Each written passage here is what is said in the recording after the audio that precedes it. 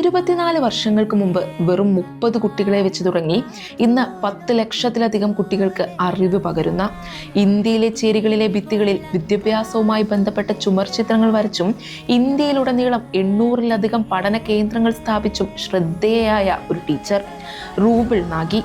ഇപ്പോൾ ദുബായിൽ നടന്ന വേൾഡ് ഗവൺമെന്റ് സമ്മിറ്റിലെ ചടങ്ങിൽ അവർ 1 മില്യൺ, അതായത് ഏകദേശം 9 കോടി രൂപ മൂല്യമുള്ള ഗ്ലോബൽ ടീച്ചർ പ്രൈസ് നേടി നിൽക്കുമ്പോൾ അത് തികച്ചും അർഹമായ കയ്യിലാണെന്ന് നമുക്ക് ഉറപ്പിച്ചു പറയാം.